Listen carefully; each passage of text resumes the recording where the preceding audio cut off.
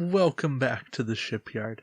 It's Sunday, and I couldn't quite figure out what to do, so I wanted to take today and some future Sundays to start a little bit of a new series, to speak to beginners, to go back to basics, because I think something that I overlook, something that I take for granted, is being an advanced player and going, there's a lot going on. It's some of the crazy things you can do.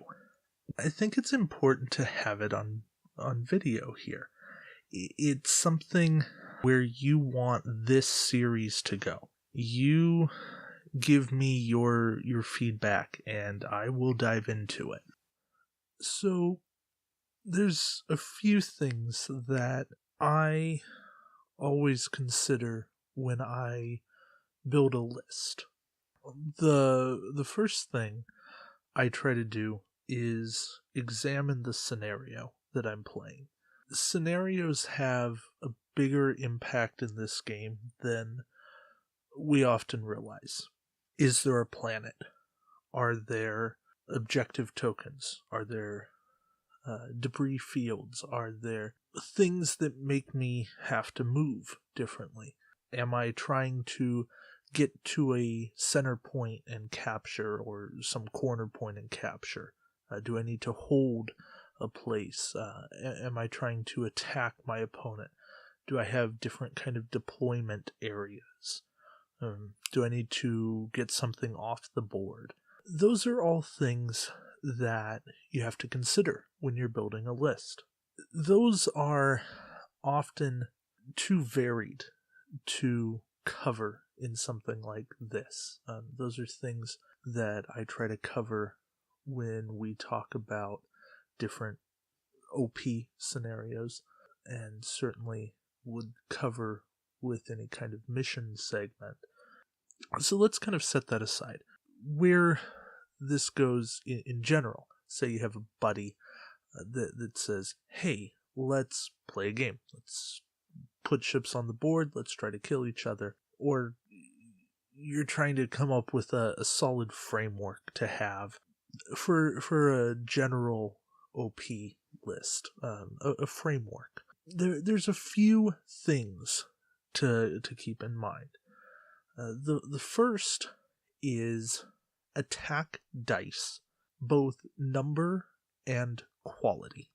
So the typical sweet spot number is 5. 4 or 5. And a 4 if you can get really, really good quality. And by that I mean basically guaranteeing yourself that you can hit with all 4. So like a bunch of rerolls passively, like Core 8, and maybe Bohica and a ship that does battle stations. Or 5 dice with pretty good quality, meaning you're likely to get about 4 hits. So you're kind of targeting 4 total hits every round. Obviously, more is better, but I think from an overall standpoint, if you can have 4 solid hits and some tricks to do more when necessary, that's your key for attack dice. Then when it comes to quality, you're looking at both captains and upgrades that make your attack better. So obviously things like Mr. Spock, Bohica, those are cards that will passively work based off of tokens, and those tokens are helping you do more. And then free action captains, your Picard 9s, your Ducat 7, Spock 6, even Donald Varley. Those are captains that help you do more. And Carr is certainly somebody that floats in there and can help because he gives you a reroll and sometimes an extra attack die. That's not the most amazing quality, but it's something that works. Then I need some means of staying alive. some means of defensive quality. Interface generators are a great tool if you're going cloaking. If you're not, enhanced hull plating will help. Cheat death is certainly an option. Attack cancellation, things like Varel, conditional surrender, truce. Any of those will help you out as well. Because if you cancel an attack, you're not going to take any damage, no matter how many dice, no matter how much quality your opponent has. You're just saying, nope, not happening.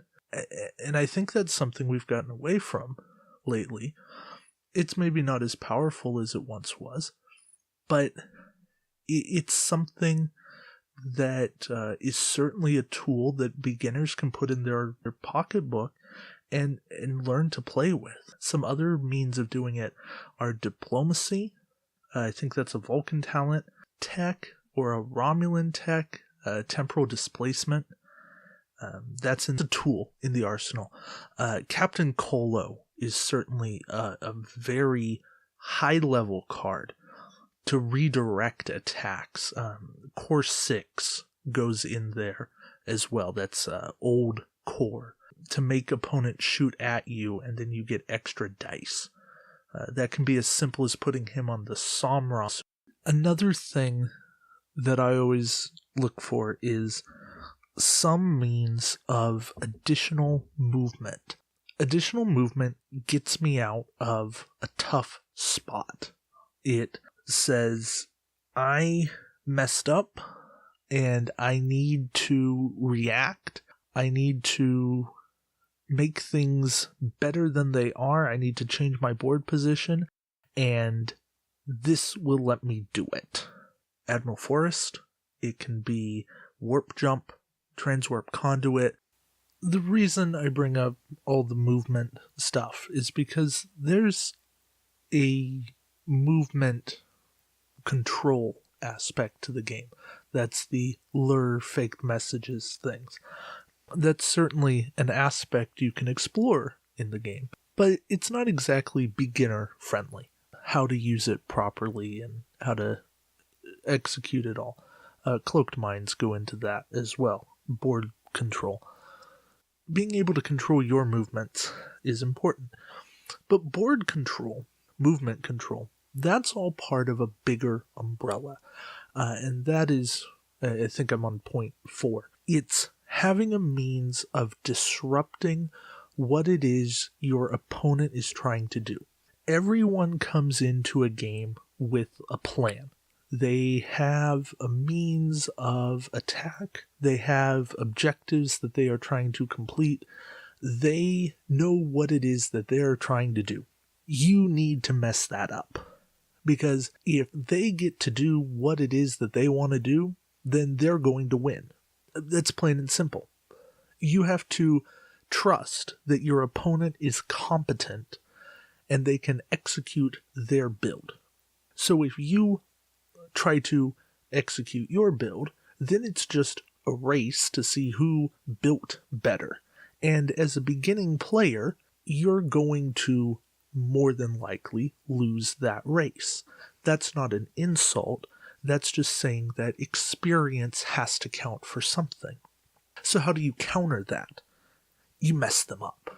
You take something that steals a card from them, that discards a card from them, that disables some of their cards, that lowers their shields, that messes with maneuvers of theirs. I know I just said lure isn't a thing that's newbie friendly, but guess what? They won't expect it from you, so bring it. But other things you can do. Bring second of 5. That'll discard anything you want. Take Croesus. That'll steal anything you want.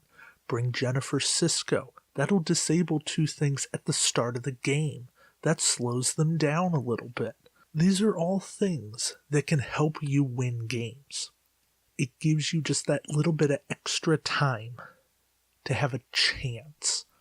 And sometimes all you need is to put your opponent on their back foot. Get them going, oh, what do I do now? And while they're thinking, what do I do now? They mess up. They slip up, they make one slight mistake, and you can capitalize. So, take advantage. Don't play nice, and take advantage where you can. Now, ultimately, you cannot put captain skill is also another very important thing. Typically, the higher the captain skill you can get, the better off you are. I think that one speaks for itself. As far as each faction goes, factions play to their own strengths and weaknesses.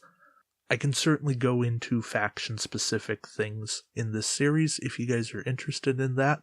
Please let me know in the comments if that's a direction you'd like me to go. But you can't incorporate every single one of these things into a build. You run out of points. So you kind of have to make choices. You have to make a call what you think is valuable. Know the people you're playing against. If that's in a tournament, you're going to have to play to the weaknesses of the community that you know that you're up against. If it's one-on-one, then you try to play to the weaknesses of the player that you're up against. If your opponent always runs Borg, then you bring Admiral Hayes, who can extra attack dice against Borg. You quote-unquote punish your opponent for being predictable. And you yourself play the game in a means that is not always predictable. I consider that having fun. I like to vary the way that I play. You will rarely see me run the exact same build multiple times.